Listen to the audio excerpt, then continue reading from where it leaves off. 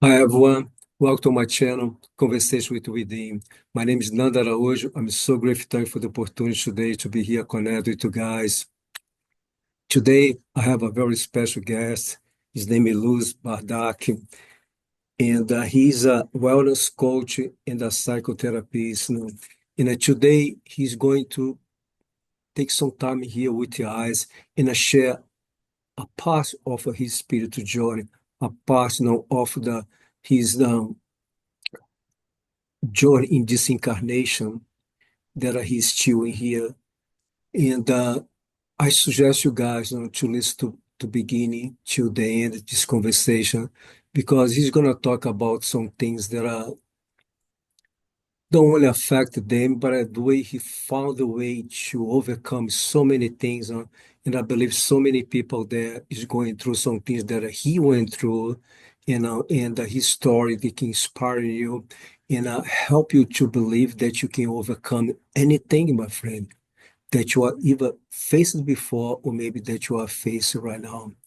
Thank you so much, Louis, to be here with you guys today. I'm so grateful, thankful, my friend, to have this conversation with you. How are you doing today? I'm doing well, Nando. It's great to be with you again. Thank you, thank you. I'm going to start this conversation. I ask you a question. What type of belief that you were raised for your family when you were young? It's a big question to start off with. We'll just jump right in. Um, I'm going to talk about maybe belief because there's lots of family beliefs. We sort of, I think, each have our own family cultures and sort of how we are as our own unit in the world and how we do that. I'm going to go more towards the spiritual side of things, I think, with that question. So I was raised Jewish. My dad's side of the family is Jewish.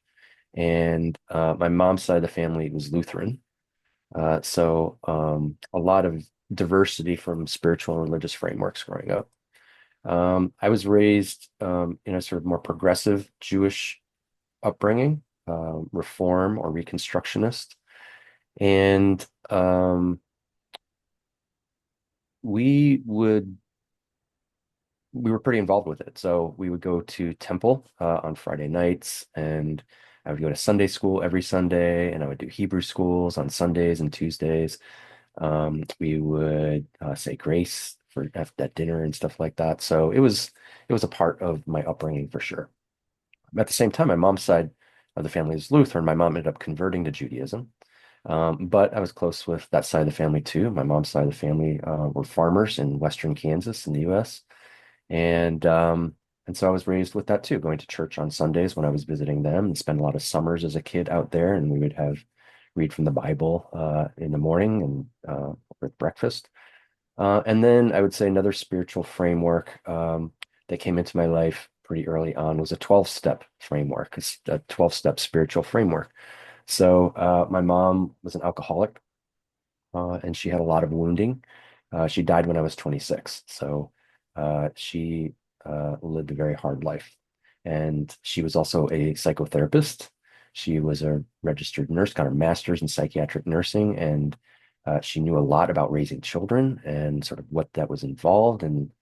But she had her own wounding, and so it was a challenge for her, and she was prone to a lot of different types of addictions. So anyway, she found AA, I think when I was about 7 years old. And my dad found Al-Anon, and these are anonymous organizations, but I've talked with my dad in particular, and he's like, yeah, we can mention these things. So anyway, I was raised with that framework, and there's a spiritual framework with that, the idea of a higher power. And in the 12 steps, and I didn't know too much about it. I went to Alateen as a kid, so I was sort of exposed to that probably 9 years old, probably too early. But this idea that there's, a higher power, that there's a spiritual framework, that, step one is a sense of surrender. So we've recognized limitations in our life and stuff and sort of build a relationship with some understanding of something bigger than us. And so I was raised with that. So what I can say too is that my family, I grew up with dysfunction in my family. So again, my mom was an alcoholic. My dad was prone to a lot of anger. And while my family looked shiny and good on the outside in a lot of ways, what was happening behind the scenes wasn't so great. So I do remember, um, maybe when I was about 8 years old, maybe 10 years old, sitting in temple, the Jewish synagogue, and kind of forming this deal. I sort of had a deal with God. And I remember doing that and sort of, if I just kind of be the best boy I can be, if I just kind of do what I'm supposed to do and not get in trouble and just kind of do these things and look out for people, everything will be okay if I just kind of do my part. And so I remember having that. And I also remember, as a kid, um, feeling a connection with something bigger than me, sort of sitting, sort of in the pews or those environments, and I could hear, the liturgy, the music, or things like that, and had a sense that like, there's a light shining on me, or there was some sort of connection, and I remember that. So when I created that deal, it felt very real to me. And it's not something we talked a lot about in our family. We talked about the rules and the structures of sort of religious practice and stuff, but not really sort of the internal, process of what it means to be connected to something bigger and what that's like and how to trust that or how to question that. So it was something that I felt very early on, but I also felt sort of alone with, I guess. So again, all of this sort of structure, I still felt kind of alone a lot of the time. Um, so I remember forming that deal, creating that deal with God. And I remember that being strained a lot of the time because, the stuff in my family was just a mess a lot of the time. And particularly my parents ended up separating and divorcing when I was 15. And I just remember at that point really sort of being like, you know, what was there even really a deal? Was this ever real? Because this doesn't seem how it's supposed to work out. I feel like I did my end of the part, but then, things ended up falling apart. So, I would say in my teens, I sort of came away with a lot of resentment. I think anger and resentment, a sense of betrayal, a sense of being let down, a sense of being very alone. And with that too, coming into in my teens, my own sexuality, I'm gay. And so that was another piece of feeling very isolated and different and um, alone, feeling very alone. And, it sort of intensified the spiritual conflict around it, really intensified. I came out, I came into knowing myself, I would say, in my early teens, and that was like 1983. That was when the AIDS epidemic was just starting. And I remember gay Yes. plague and it was I a lot of, remember that. Yeah, I was in yeah. Brazil. I remember that. Yeah. Yep. And again, a lot of the animosity was coming from people who sort of were coming from what they would say is religious perspectives, right? Yes. I Yeah. felt like a lot of the attacks and the condemnation, I was Oh my like, God. Was very man, strong. Yeah. yeah, that conflict again, sort of like, oh, this, religion, spirituality, God, that's not safe for me. That's where like that's where um that's where the abuse is coming from, is what it felt like, right? This sort of stuff. And again, I was closeted the whole time. I played football and I dated the girls and sort of I did all of that stuff because I was like, I can't be this. And so there was a struggle internally too with like sort of like, why with God, why did you make me this way? This is hard. Like this is scary. It's hard. And feeling like, something inside of me was broken a lot of the time.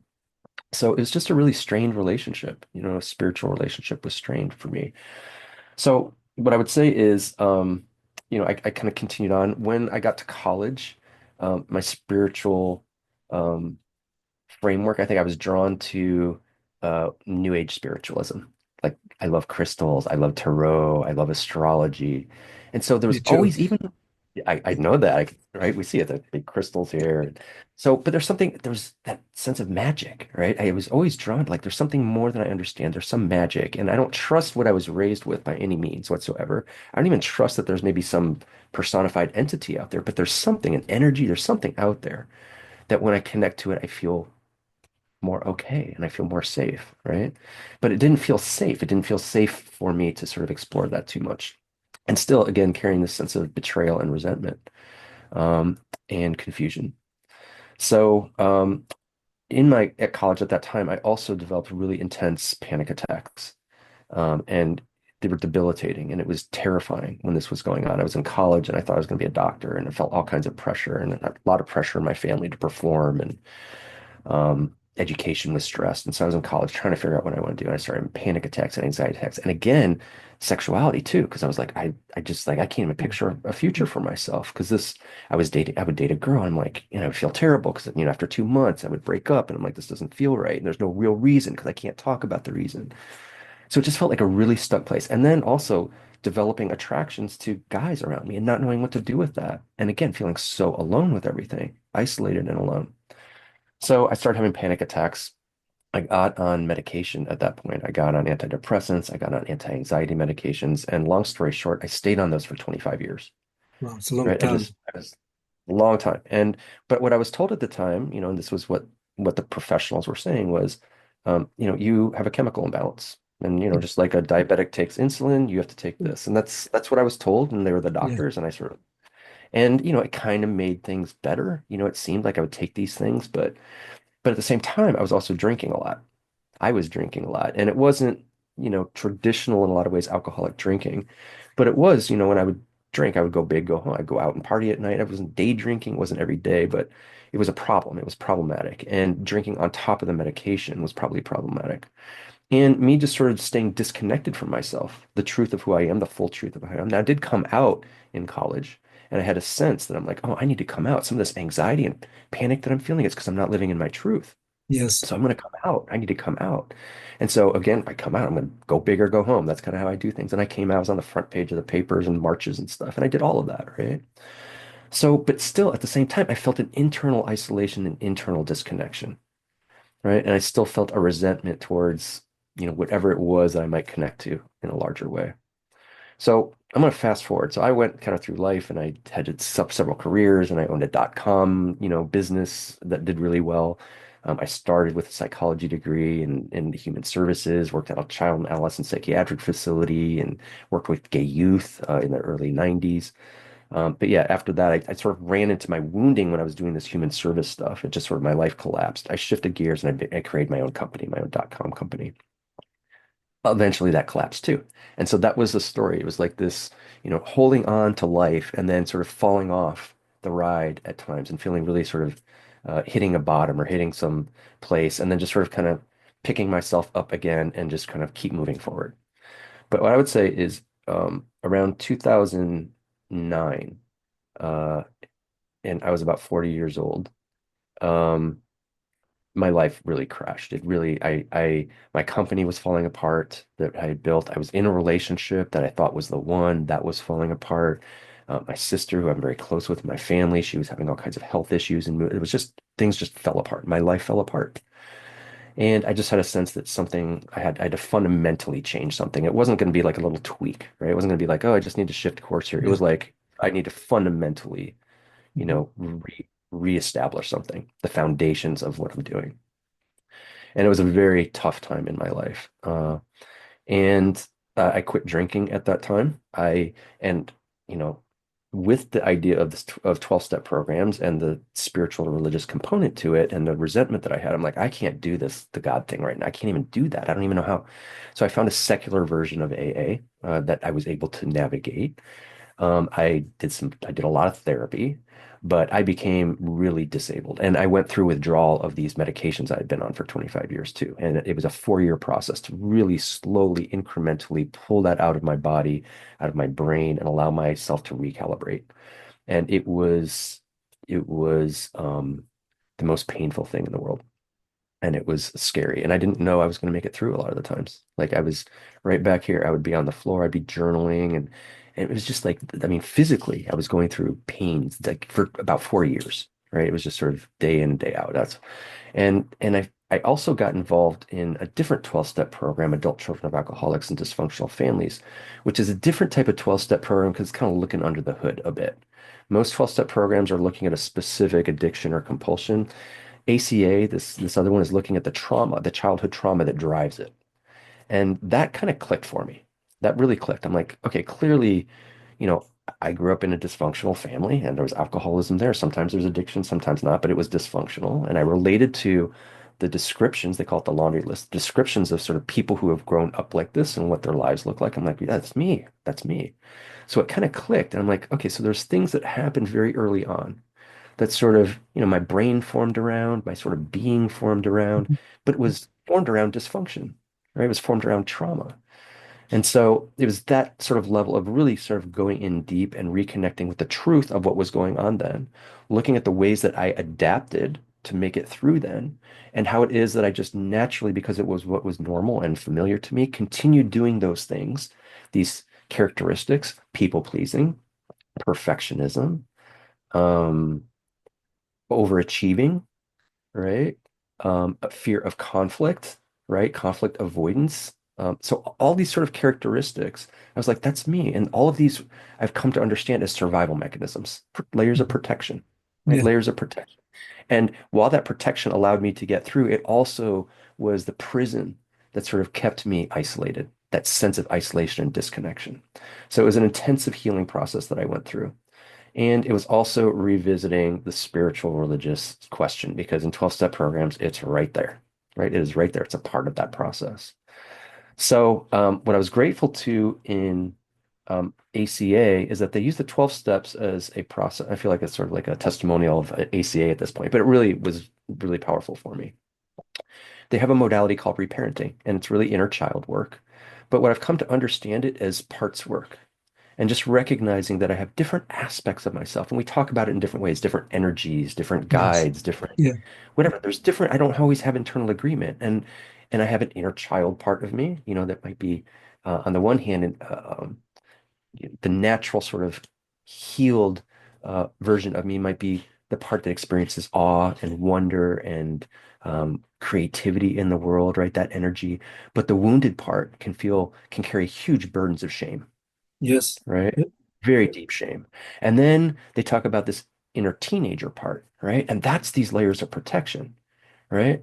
Cognitive stuff and being thinking and strategizing, right? And then the people pleasing sort of stuff or the performance stuff or keeping vulnerability tucked away. All of these layers of protection, right? That were there. They talked about that as an inner teenager energy. And then one piece that really connected with me was this inner critic, the quality that we have an inner critical parent that, the guiding energy, and it may be very reflective of the actual parents we had, or it may have been in reaction to that, but it's usually based in fear and shame.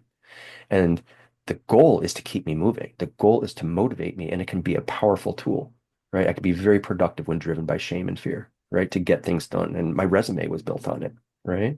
But I also realized I need to let go of that. I need to shift my relationship Yes. because it's not going anywhere. No part of me is going to disappear. It's a process of changing my relationship, healing and changing my relationship to every sort of aspect of myself, including Mm. this inner critical parent piece, right?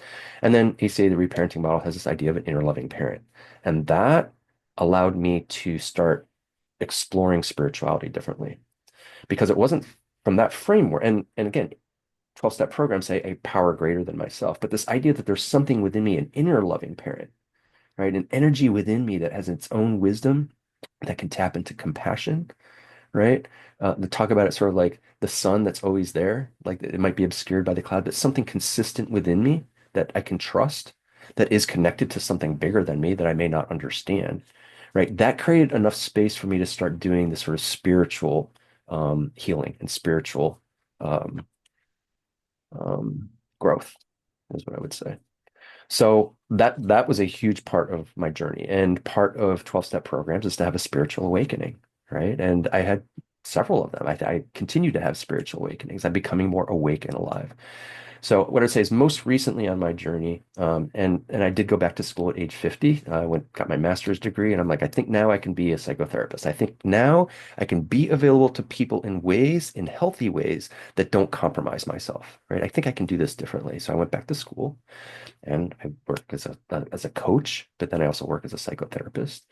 And what I've gravitated to is a particular therapeutic modality called internal family systems, and that is also a parts framework. It doesn't use terms inner child, inner teenager, inner critic. It just says parts. Right? It just says I have different parts of me and they aren't in agreement. And each part of me has a positive intention for me, right? It may cause disruption in my life. It may be damaging to other people, but oftentimes its intention is to keep me safe, right? In some way to keep me safe. And if I can create relationship with it, if I can create enough internal space sort of see that I have sort of these different energies going on at the same time, well, then I can build a relationship to each of these energies, right? And I can have consciousness about how it is that I invite them or work with them in my life, right? And so that's another sort of framework that I brought. And it creates a lot of space for me to be fully human, right? Because I can acknowledge that it's like, it's as simple as the language that we use. We go out to dinner. It's like, a part of me wants pizza, a part of me wants steak, right? Go to this restaurant or this restaurant. I don't have internal agreement. And we use that language. So it's just sort of recognizing that and putting that forward and using that a little bit more directly to say, a part of me is excited to be here speaking with you. And a part of me doing this every single time is nervous a little bit. It's like, oh, I get a little bit nervous. I'm on a camera and I'm going to be speaking and stuff. That's okay. But how do I relate to that energy that arises within me? Like, how do I integrate all of these sort of different aspects of myself representing all these variety of needs, right? How do I do that? And to me, this idea of an inner loving parent, or we talk about the self energy that's embodied with compassion and curiosity and calm and courageousness, confidence. If I can, these energies, if I can get a little bit of distance, a little bit of space where they all kind of settle down a little bit, well, then my natural state is this, it's compassion, right? And it's confidence and it's calm and it's being able to be available to myself, bring that energy to it to lead myself through a healing process. So when I work with other people, you know, I bring that energy to the environment, but my goal is to help them connect to that within themselves because everyone has it. Everyone Yeah, has it. It's obscured. It might be a lot of parts are very energized and sort of at the forefront, and it takes a while for that to settle down a little bit. So, my energy that I'm working to bring when I work with people, it's a constant check. Where am I coming from on this? What in me is activated? What am I reacting to? Can I get that to step back a little bit so I can just sort of stay in this more grounded, centered place? Because that serves as an anchor, oftentimes, for people that I work with until they sort of get the development and start to develop the skills and the internal awareness to say, oh, this within me. This is within me, and I can access that, right? And I can do my own inner healing process. I can be my own healer. So, this modality, in a sense, my job is to put myself out of business with the person. My job is to heal to a place that they can sort of take the lead in their own healing process. And it's not to say that this is a process that someone does by themselves. I could not have done this by myself. I need someone to mirror me. I need to anchor into someone's centeredness when I'm feeling the disruption of all this energy, these different parts of me, right? So that's the anchor of my spiritual framework now. And what I would say is, I still don't really gravitate to the idea of there being a personified entity out there. That still feels a little bit too familiar to what I was raised with and is uncomfortable with it. But what I would say is, what embodies it most for me that I discovered, I'm a Star Wars person, right? And this idea of the Force in Star Wars, like I was 6 years old, and there was something magical like in that movie with me, and this idea that I could draw from something, right? I could draw from this, and I could be in alignment with it, right? And so there's this quote, I keep it right here. I kind of got it memorized, but um, the Force is what gives the Jedi his power. It's an energy field created by all living things. It surrounds us, it penetrates us, and it binds the galaxy together. And love. that to me is like a foundation for my connectedness to something bigger than me. And it doesn't require that there's, an entity that's sitting here that I'm having.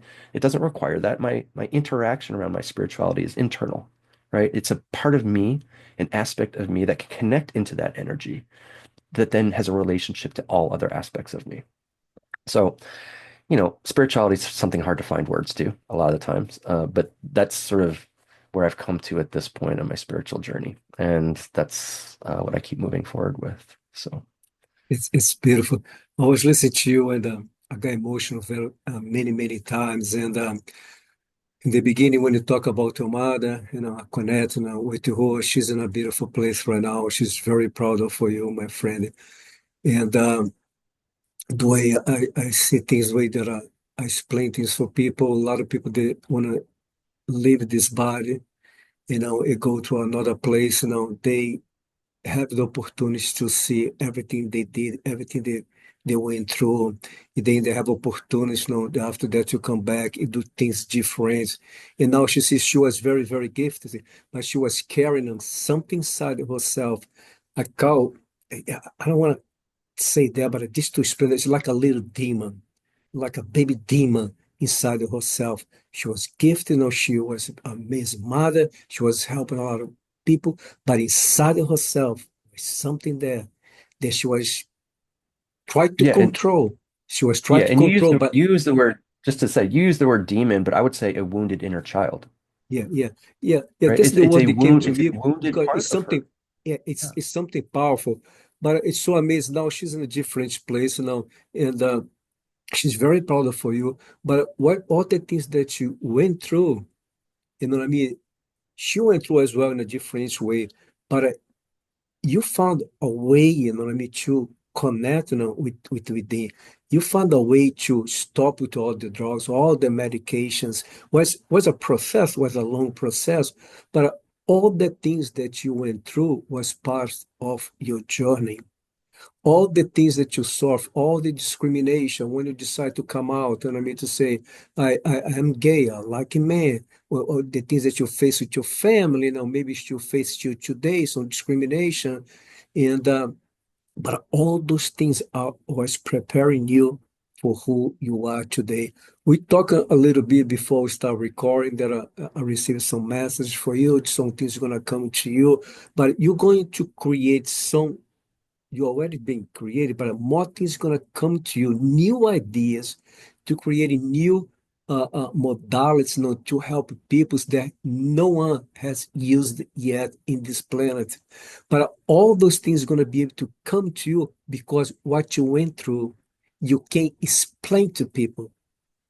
Because if you just go to college, learn all the things in the books, all the things the teachers say, blah blah blah, it's something you are going to help people, but the people that develop their own techniques, their own modalities, is those people they went through. I don't believe in hell, but to explain it better, they went through hell. I went through that as well. As a child, I grew up in a very disturbed family. My mother was a very spiritual person. My father was a very physical and a verbal abuse man with me, my brothers and sisters. I was very gifted back then, but I had this pain that I was I created, developed like before you mentioned that people created this. I like to say like this shield of protections, but in the reality, I mean, we are just not created those things, because we are connected to fear. I need to. I feel safe in here. I don't want to go out there because out there is not safe. But Mhm. I grew up now with so much confusion inside myself, so much anger, you know what I mean? Mhm. And but was a process in my life as well. We are connected to drugs, I connected to alcohol. When I was a very young age, because my father never was there for me. I was looking for him, but he Mhm. was not there. It's Mhm. something that I want for the masculine energy to be there for me. I never had. So Mhm. someone else came into my life when I was young. It was my old sister boyfriend, but I forgive him and I love him. I was able to do this with everyone in my past. But even though he was with my sister, but he was more attracted to men than women. And the Mhm. day he started connected to me in a sexual way, I was very young, but I feel very Mhm. protected with him. I feel very, I mean, safe with him because he was Mhm. giving me a lot of things. But I was very young, I couldn't understand that. But the things was for a long, long time, in my life. The day after that, some other men came to my life as well. But once again, I felt that it was as a good thing for me. I felt those people was giving me things that I never had before. That was my Mhm. mind back then. But Mhm. then one day I realized that that's not who I am. Mhm. But there, all those things create a lot of anger inside myself, a lot of confusion inside myself. I was very Mhm. deep, connected to drugs. I was very deep connected to alcohol to fill up all the void. But inside of me, since I was young, I knew that something big was going to come to my life.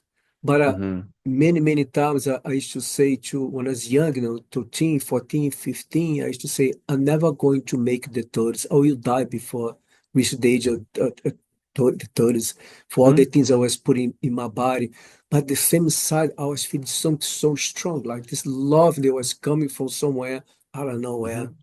Mhm. In Mhm. this metaphysical place that my mother used to go, me, my brother, sister used to go as well. I start connecting, so deep with spirituality, but at the same time I was lost. I used to talk, with a lady. Her name is Marieta. She was the chief of it there. I used to talk to her. Doing so much drugs. I'm doing so much alcohol. I remember that I have a conversation with her one time. Say, I want to stop this. I want to get out for all this stuff, but I don't know how. And then she started Mm-hmm. work with me. Was a long process. By the age 18, I quit drugs. I was very young, between 17 18. I quit all the drugs. I stopped all the stuff. But the alcohol, I did not stop. The alcohol Mm-hmm. stayed in my life, for till around the 40s, and that was a long Yeah. time, And Layer of protection you held on to.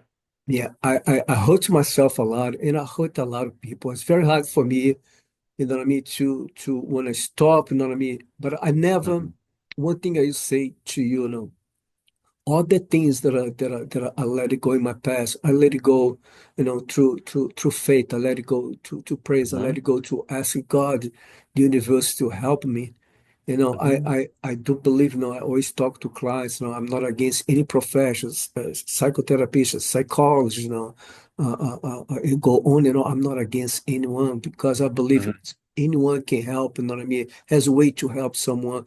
But the way that I found helping myself was through God, through the Mm-hmm. universe, through the spirits, that I believe to today that I used to call. But it took a long time for me because this this well, let's use inner child is better than demon. The inner child, my inner child was still so lost inside myself. Mm. It's still Yeah. so much pain in me. Yeah. So A lot of burdens. I can say about 15, I guess about 15, 17 years ago. That's Mm-hmm. no, I was working to myself every single day, but that's when the universe started guiding people to me. That's when I Mm-hmm. had my first session with someone to work to my inner child. And then Mm. after that, other people came. I called the earth angels, start coming to my life. He helped me Mm-hmm. see things. I start going to a lot of workshop, it go on and on. And then little by little, I start heal my inner child, myself. I went through to awakening. And through Mm-hmm. awakening, the awakening helped me to this take a big step in my Mm-hmm. life. But Mm-hmm. when I went through to my awakening, I felt that I was a baby and said, I have so Mm-hmm. much to learn. This is just a new beginning for me. But Mm-hmm. my life changed so much through meditation, through Mm-hmm. yoga, through affirmation. But I do believe, me personally, do believe 100% it is a source out there. You know what I Mm-hmm. mean? It is such a huge, strong energies.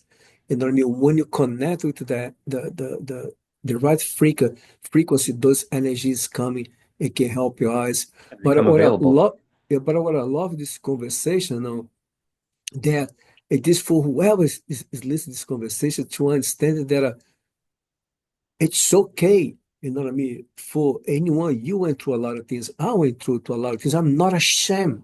I don't feel embarrassed now that I had a relationship for years with another man. Even though Mm-hmm. that I like women right now, but I'm not ashamed to say that I was a sex abuse. I'm not ashamed to say Mm-hmm. before, yes, when I was young. I Mm-hmm. remember when I was young, I used to say, I will never tell anyone this. I never told my mother till Mm-hmm. the day she Mm-hmm. died, that I went through all these things.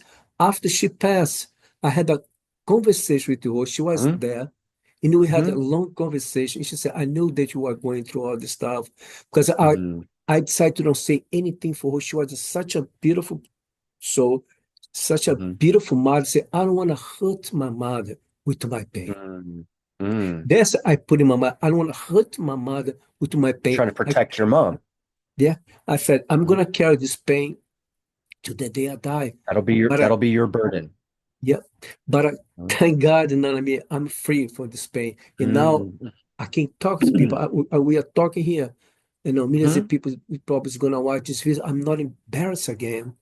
No, Mhm. because all the things that I went through, it Mhm. helped me to look for answer, helped me to connect more with the helped me to connect more with God. Mhm. And now I'm helping people. The same way that you are helping people, people come to you. The universe say, I'm gonna guide you to Lewis because he went through in the same thing that you are going through right now. And then Mhm. the person is gonna come to you and feel safe with you. Mhm. The same thing comes, people come to me, it feels safe with me. Uh-huh. I know you have experience before people say, I feel safe with you. I feel that I can say anything to you. I don't feel any judgment And coming really, we're from talking you. about safety of this inner child part, the most vulnerable, precious part of who we are. Can I bring this and expose this very tender part, this very burdened part of the part of me that carries shame? Can I bring this vulnerability and tenderness to another person? Right? Can I do that? Can I be with someone where these layers of protection can start to soften a little bit so that this tenderness can come forward? That's the level of trust that we're talking about. And to me, trauma, childhood trauma is a wound of trust, Yeah, I right? agree. And so how do I heal this wound when I don't trust that I don't trust I'm okay. I don't trust other people to be there for I me never fully. trust anyone once Trust again. that Not I, at all. right?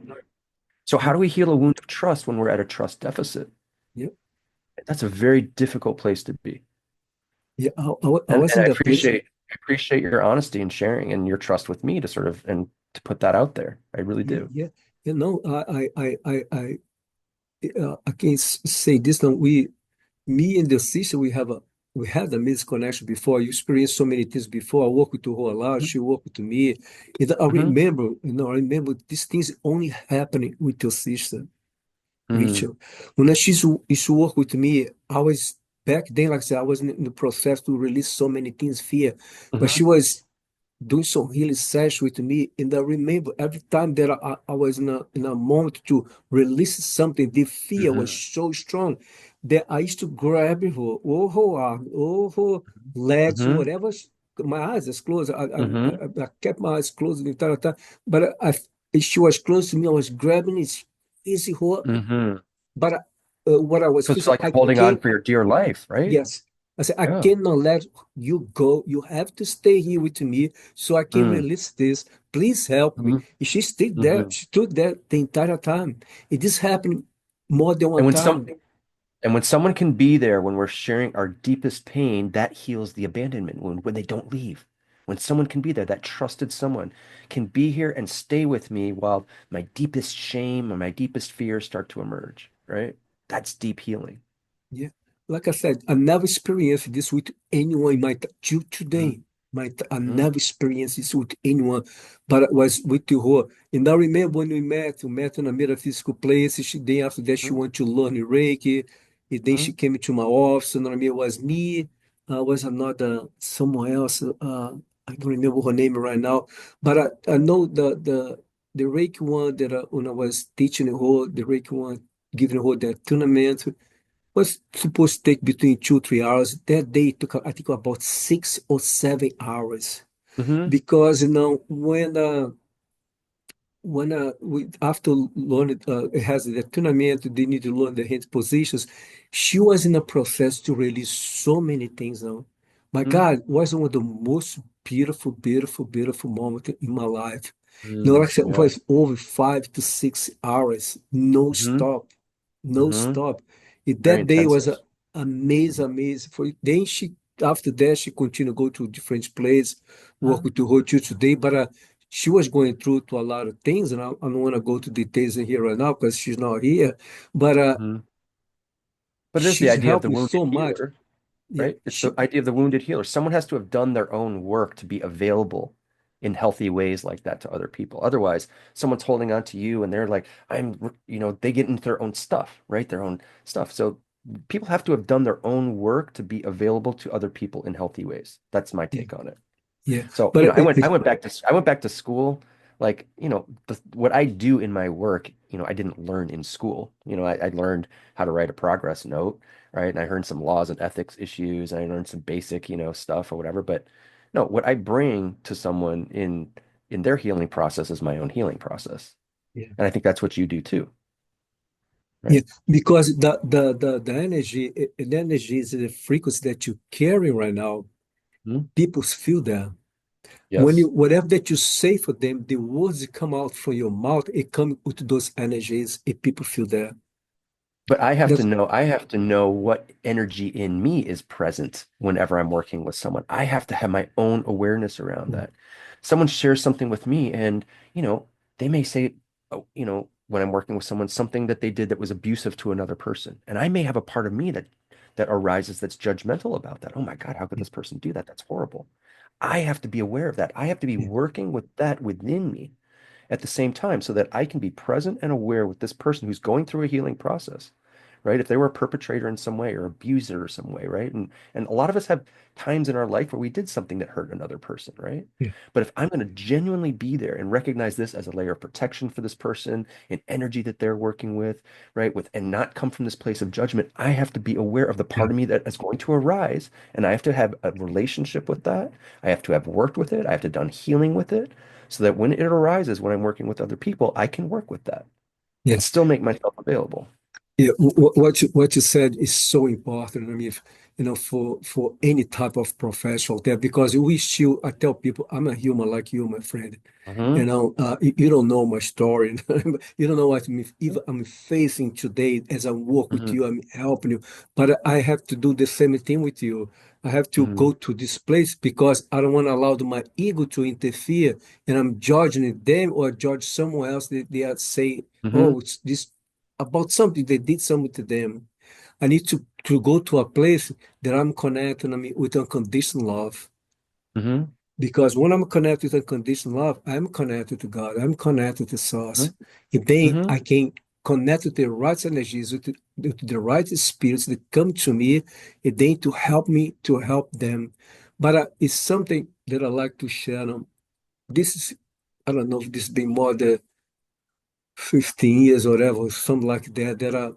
When I used to work with people, every time in the end of the session, I felt something change inside myself. That I learned something. Hmm. My energies, my frequency raised up a little bit every time that I used to walk to someone in the end of the session. And then one day I said, I need to start saying thank you in the end of the session for my clients. And you say that, hey, thank you very much for what you did for me today. And then a lot of times say, what are you talking about? You, my God, you helped me so much. But I always explain to them the reason I'm saying thank you to you because you came here today and all the messages that I channeled for you, all the things that I said for you was not just for you, was for myself as well.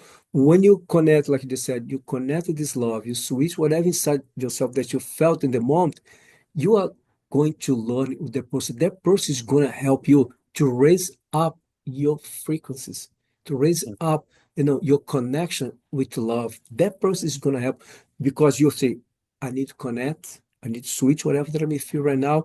You are work with yourself. That person is helping you as well. Hmm. It's something that it came to Hmm. me. I No, it believe makes it a lot came. of sense to me. And I find myself oftentimes thanking people for their trust.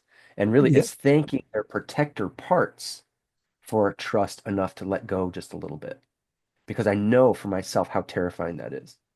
And as far as the personal growth goes, I agree. Like, you know, my work that I do and them being in a place of courage to go inward, right, inspires my courage too. So again, I am growing, I'm developing, I'm getting something out of the sessions when I work with people too. So I relate to that.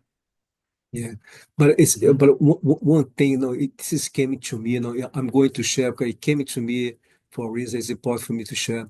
I remember, my first wife, when she got pregnant, because back then, like I said, drugs was not in my life anymore, but alcohol is still in my life back then. But I remember when she got pregnant, I had a conversation to God. This is came to me, like I said, must be a reason, and I need to share. So I said, God, I need to ask something. We find out she has a boy, she was going to have a boy. I said, when my son's born, please help me. I said, please help to never, ever touch him in an inappropriate way, that I Hmm. never do anything with him that some Hmm. people did with me when I was a child. Hmm. I asked God, my friend, to help me. So he born, and I never, ever, I was a great father, but I back then, because the alcohol, I make a lot of mistakes with him, even with his Hmm. mother. But I never ever torture him in Hmm. appropriate way. Never. Hmm. And And that I for get that me, fear. I get that fear based on what you experienced. I get that fear. It's like this was done to me. Oh my God, I would never want to do that. And the fear that comes with that, right? but I was able, me to, and then after that, I have another son, he's 7 years old, it's the same thing, Hmm. It's the same thing, But one thing, I like to say this, even sometimes, like I don't drink anymore, so many things, but sometimes so many things it was from my past that I feel 100% that I'm okay with that. But Hmm. sometimes when I face something, I feel those energies like come to me, like even like a voice say, go have a beer or go Hmm. do this, you Those know? are protector parts too. Why? Because the beer takes away the tension, takes away the Yeah, fear, takes and it's a layer of protect. Oh, I can do that, and then I don't have to feel the pain anymore. That's a protective mechanism too. And when I start to feel shaky or I start to feel some anxiety or whatever, that part will speak up sometimes. Hey, remember that? Remember we used to do that. Right? Now, again, that may be a part of a large, well, I can also stretch, I can also talk to a friend, I can do a number of things to address this, but that part that is attached to that protective strategy of drinking will will stand up sometimes and be like, "Hey, I'm still here. We yeah, used to do that." And that part will only that part has a tunnel vision of its strategy of drinking. It doesn't see the ramifications of it and yeah, stuff. It just says, "Oh, this works to alleviate pain." yeah. And so that part's there, and you have a relationship with that part. When that part speaks up a bit, you're like, oh, maybe, I hear you, but we're not going to do that. That's not the direction we're going, right? I love you so But much. with compassion for that part, say, I Yes, get it. yes, We can do battle. Oh my God, that drinking part, it comes up, and I just need to push it away and stuff, and it feels evil in me or something, right? This part that wants to drink, this addictive thing, right? And that's oftentimes where people start. But it yeah, comes to a place of recognizing like that is a child part too, in a sense, yeah, right? The innocence of saying, I don't want to experience pain right now, and I'm feeling shakiness or fear, right? And I found this a long time ago, and it worked because I didn't feel that anymore. And this part doesn't see all the sort of costs that come with it, right? But this part is still there whispering, and I can sort of be present with it. uh-huh. If other parts of me don't get activated that react to it in big ways, if I can just sort of be centered and present with it, I can just be like, I hear you, right? I hear you. I hear that suggestion, and we go way back. You've been in my life a long time, and I I know love you you, so and much. But right. that's exactly what I feel. It's Huh. so amazing. Then after that, it goes away. That's right. It goes And then that away. part settles out because it's seen and it's Yeah, heard. Because it's like, I'm here. It's like a kid tugging on your leg. Hey, I've got an idea. Right. And sometimes if we just turn towards it, and look, if we don't have a relationship with that part when we first turn to it, it looks like a demon. It's a monster inside me, this part that wants me to drink. Right.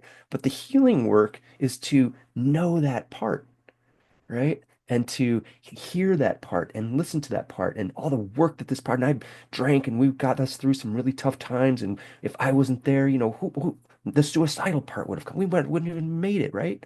I'm here and I saved our life.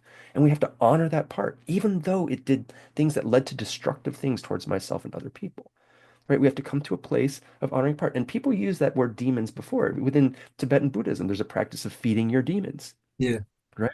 Here's a demon, and I have to give some affirmation or validation to that part. I have to feed it something so that it knows it's validated as this part has played an important, this demon has played an important role in my life, a protective role. And when I do that, it starts to settle a lot of times. yeah, Over time, at first it feels, I mean, it's a lot to work with, right? It's scary. But over time, as we build a relationship with it, and that's what I do in working with people, because it's scary and they don't know how that works. So I sit there with them with that demon. And the reason I can do it, or inner child, the reason I can do that is because I've done it with mine and I know how it works, right? And so I can be a guide and I can be a witness. I can be an anchor for them as they sit there in that scary place to meet that part of themselves, which terrifies other parts of themselves, or other parts of them hate that part, right?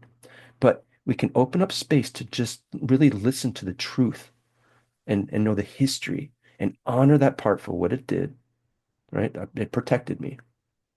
And to help that part when we listen to it and it feels understood, naturally, usually it softens. And oftentimes it softens and it steps back. And then the wound, the inner child hurt, the really tender part, I did it because I was scared, right? And this part that carries these burdens, right? That part comes forward, right? And then we can heal those original wounds of shame, right? When that um, happens. I And love. when the wound is healed, that protector part doesn't need to do what it does in the way that it does. I don't have to drink because I don't have to pull it away because this part of me is healed now. Right? This underlying shakiness, tenderness. And there's a trust that goes that there is this central aspect of me, this inner wisdom that's connected to something bigger than me that knows how to tend to each aspect of myself, each part of myself, each energy, right? That a relationship has been developing, and I know how to tend to that. I know how to not abandon myself. I love I love just listen to you. It just like feel like I'm talking to, listen Yeah. to an angel. But you are such a Mm. beautiful soul, and I'm so grateful, thankful that you took the time here today, and share a part of your journey with your eyes. And but I believe, I still know what I like to say. I still so many things now that I'm continuing to work to myself. But this year is going to be 6 years that since I separated from my son's mother and the divorce, that Hmm. I decided to be by myself. The universe being helped to be by myself. Hmm. Even no one's come to my life. Feels like no woman want to be with me. Hmm. But it's Hmm. not there. But it's because it was a time of my life right now that I had to stay with myself without distractions to be able to work to Hmm. myself. That's right. But the other day I was thinking about my son because when his mother came to me as for divorce, he was close to 3 years old, over 3.5 years old. Was back at that time was when the COVID came and we just moved to this area here. We used to live close to you. I had no friends. I had no family here. Mm. We went, I went through a very hard time, but he was there with me as well. I went to leave Hmm. someone's house for a while, but it was a long process. I was very stressed. I went to depression. I was very sad, and I Hmm. have to be with him a few days a week. But Hmm. I was once again using my faith, using my prayers, meditating, pushing myself little by little. But now he's gonna be 8 years old in April. And sometimes Hmm. I talk to him, and say, Elias, we went through a lot together, Hmm. but we Hmm. make through. But him being my life, was such a beautiful blessing to me. I Hmm. was thinking about this yesterday. Oh my God, I got together with her, even for my age. I just turned 66 now in Hmm. January. I have a 7 years Hmm. old son. But those things don't about the way the Spirit was talking to me, said, no, this was meant to be. This was a blessing in our life. And you are blessed in his life as well for all the things that you are teaching him and for what he's going to become now when he grow up. Hmm. But Hmm. I see all the things that he helped me to work to myself, to be with myself, to work with Hmm. my masculine and feminine sides now. Hmm. Hmm. Because there's something I can share a little bit. My masculine side, I left behind a few years ago. That's when I decided to work, with that. Because the Hmm. reason all my best friends is always women. Hmm. 90%, 99% of my class is women Hmm. because some things from my past relate to men. So Sure. then you say, I have to work now with this side. Yeah. Masculine represents abandonment for you. Yep, I have Yeah. to. And I did it. And I did it. I can Hmm. share something. I remember when I went to massage school, and was my class had 19 students, was 17 women and 2 men, me and Jeremy. I said, I was so happy, so safe, because I don't have to work with no man here. No man is going to touch me. I'm not going to Hmm. touch another man here. Hmm. But anyway, so every time that we learn something, we need to work with another students. Pick your partner. I go there, I pick a woman, you know. Hmm. But one day the teacher came, say, he come, Fernando, you are going to work to Jeremy today. Oh, Mm. Yeah. I panic. I panic. They, Mhm. Jeremy lay down at the table, a massage table. We are learning doing some massage. The hands, each different hands we use, it called strokes. Hmm. And his Hmm. legs, oh my gosh, so hairy, so much hair. I put the Hmm. lotion on my hands when I touched his leg. Oh my God, I thought I was gonna pass out. I was gonna run away. But you Yeah. A cannot lot run of away. If fear. you say no, they said you Mm. cannot continue in school. Wow. Yeah, Okay. you cannot reject, say, I cannot work with him, or Hmm. a woman say, I cannot work with another woman. So you really You had to have face to that work. fear. You have to Hmm. face. Face So I that had no discomfort. choice. It was so hard. No one, I'm sure this with you. Now everybody knows. But I didn't share that with you know. I was panic. I Mm-hmm. thought I was going to die. When I thought it's like to my hands, Hmm. it little by little start moving my hands, little by little. Hmm. But after Hmm. that, my friend, the things start. When I finished, I said, "Oh my God, I did." Yeah. But if I was not the teacher that they say, "Oh, you're going to work with him, Fernando," Hmm. I would have avoided him the entire year. Hmm. And I really believe I believe that part of the healing process is learning to be with discomfort, right? And what I found helping that is that if I can compassionately be with my discomfort when it arises, that's a healing process, right? If I can be gentle with myself for these fears that come up and walking through this, if I'm shaming myself the whole time, just get through it and you need to put through it and stop being a, suck it up buttercup and sort of push through and stuff like that. That's not a healing I may get through that, but that's not a healing process. If I can find gentleness and open-hearted compassion to the me that's really scared. I mean, viscerally, I could feel you when you're talking about it. I could feel that fear coming up and I just came and do this, right? If you finding a compassionate way to be with that is the healing process. And then it's like, oh, I made it through that. Maybe it's okay. It's like a loving parent with a small child walking through a child through fear, right? And if I can bring that loving parent energy to myself, to the part of me that's scared, that's a healing process. We call that reparenting. You reparented yourself. But Yeah. I believe no, uh, doesn't matter what people face in the past, or whatever people are facing right now. I do Hmm. believe that everyone can find a way to heal themselves, can find a Hmm. way to connect with the inner child, to bring back the inner child to this place of love, place of safety. I believe anyone, one thing that That I possibility is yeah, there. yeah, Yeah. is there. One thing that I say to myself, I talk to my class, I suggest for anyone, I always tell people, you don't need to believe in God, you don't need to have faith, you don't need to even believe anything, my friend. But I just Hmm. ask for help. You say to yourself, I'm ask for help, for Mm. assistance, for God. This is in this situation that I'm going through. And for people with trust wounds, that's the hardest thing to do, Yeah, to to trust that ask I for can help. ask for Yeah, help. but what I'm saying, you don't go to ask for help for a stranger. For you say to the universe, I I I get said, it. you don't need But to it's believe anything. The universe will guide someone into your life to help you Mhm. because I did. So when you were young, at the church over there, the Jewish temple, whatever, you talked to God. You felt that. Mhm. Even though I said, but you have to go through all those things now. Say, God said, or your angels, whoever was with you, said, we are going to help guide the system. But you do need to go through those experiences in your life. Mhm. It's part of your life. We cannot Part of being take, human. yeah, you cannot take It's part of those being away human. for you. They never Hmm. left you. Hmm. They never left you. Why you are here today? Why you are connected to this beautiful energies? Why did you went to school? Why you become who you are today? Me as well. Why? Because you asked before. Hmm. But you need to go through those things. There's a lot of people say, I don't understand why that I asked, I don't understand why that I prayed for, and I'm going through all these things now. Hmm. But it's part of our life to this journey in this incarnation. I was talking about this yesterday on my video on YouTube, my old YouTube channel. You know, there was a time in my life that, oh my God, my faith was so strong. I was praying, I was doing all the things I was supposed to do, but nothing good was coming to me. Was one challenge after another, one things after another, one thing was a betrayed, was this, was that. But I'm not saying for one day, for one week, was for years, 1, 2, 3 years, 4 years.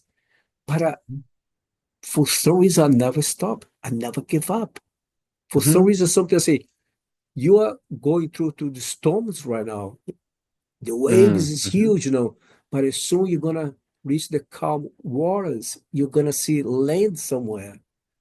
Yeah, and And I've now, found like to me the practice is finding the calm in the storm too, right? So again, yeah, I I love. part of what I've gravitated is towards Buddhism, and I'm actually going on I'm connecting with that. I've got a retreat coming up. I'm doing first week of March coming up. I'm a week-long meditation retreat. But again, that idea of life is suffering, right? And we can make meaning of it, or but the truth is being human involves pain, right? And whether it's physical pain, I stubbed my toe or I get sick yeah, or whatever, or emotional pain, I had a connection with someone and I feel a disconnect.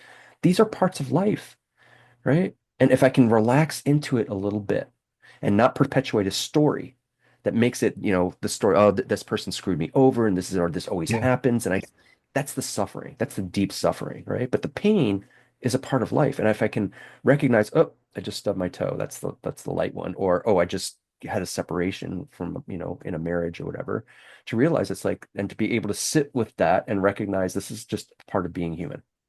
yeah.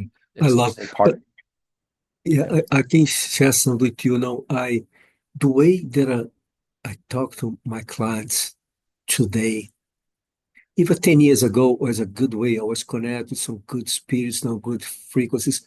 But the way that I talk right now, even when I listen to myself, is such a beautiful way. Even you as well, you know that you can feel that yourself. It's so beautiful. It's so beautiful. I say, oh my, I say to us, I'm so proud of us, I'm so proud of for you, Nando, for all the work that you did with you, that you continue, because Mhm. the inner work never stop. You never stop working, learning, and growing. But I see how I talk to them. I can see the spirits that now they approach me Mhm. because the work that I did to me, that I'm continuing to do it to me, is the same thing with you. The ideas they are come to you, the reason the ideas are come to you, the clients they going to come to you because the work that you did it yourself, that you continue to do yourself, the things that you say to them sometimes say, wow. You say, wow, I never said that before. They Mhm. happened to you. I never said that before. You go outside, I mean, I don't say your comfort zone. You go outside from everything that you know is something new come in the moment. Mhm. It's beautiful, but when we try to say it's true, all the things that we went through help us to be where we need to be right now, where we are supposed to be right now. That's Mhm. something I can say for everyone that listen to us. Today, maybe you don't understand why. Today, maybe you are going through a lot of pain. You are going through depression, to anxiety. You are connected to drugs or to alcohol. You are connected to all these things that we were connected before. But Mhm. it won't be in your life forever. Only if you want. Only if you say, "This is what I want. I want to die like this." And then that's your option. That's your choice. Mhm. But in time, you're gonna be grateful that you went through all those things that you went through. Mhm. Because when you are going to use all the things that you went through to help the others. Mhm.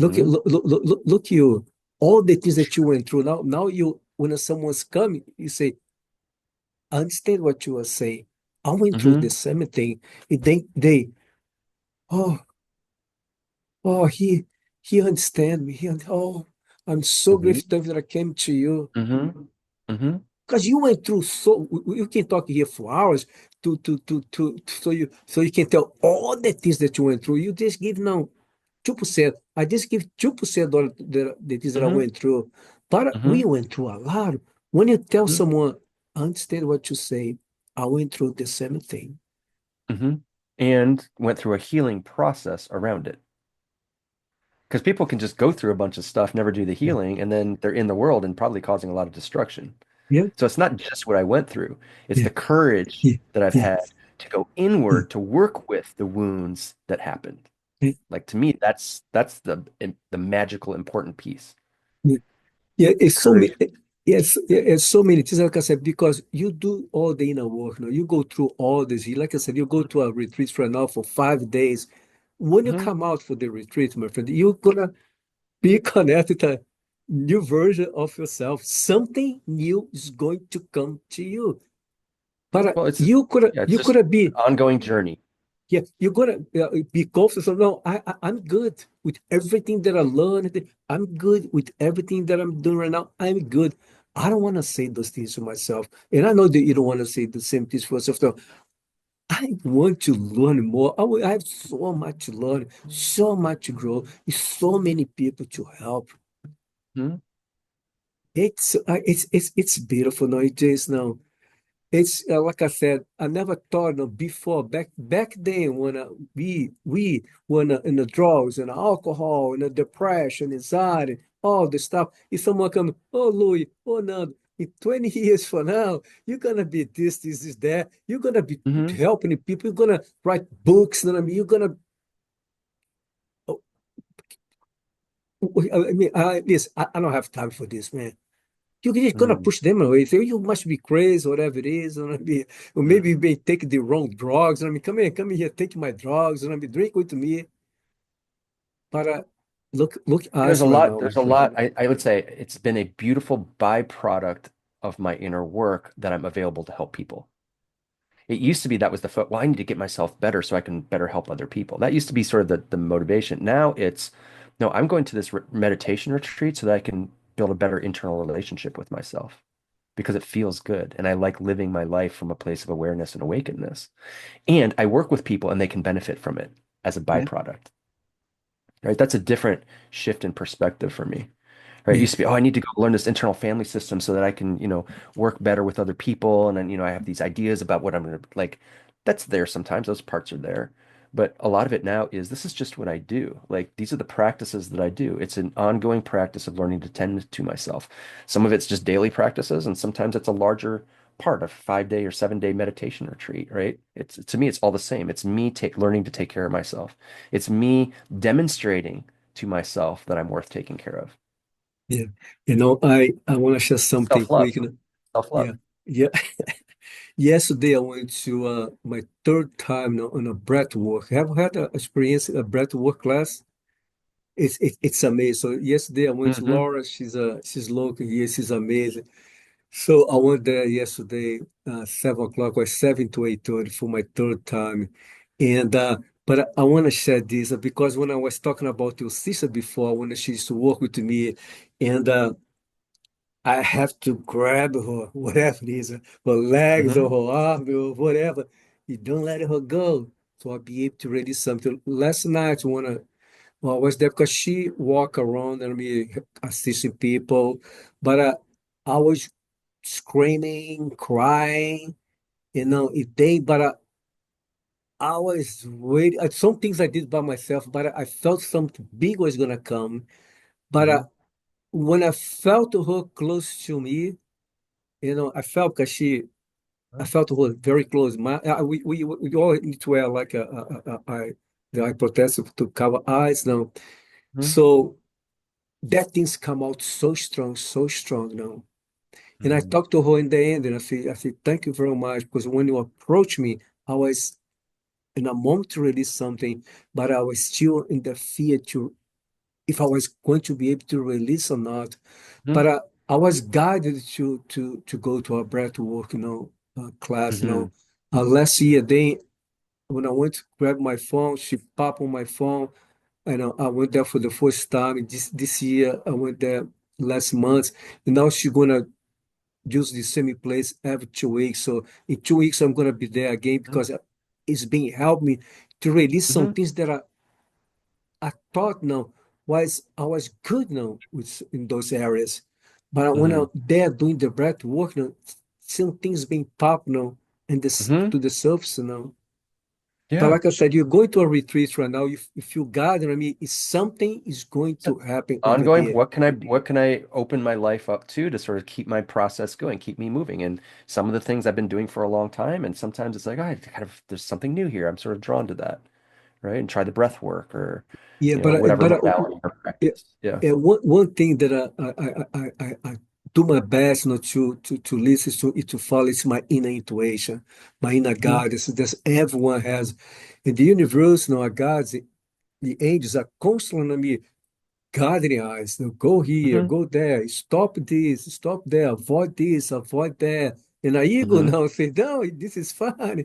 But it's so important for us to start making them every single day decisions, you know what I mean, to change now, to continue growing. It's not Hmm. to okay, thank you. They say here to me.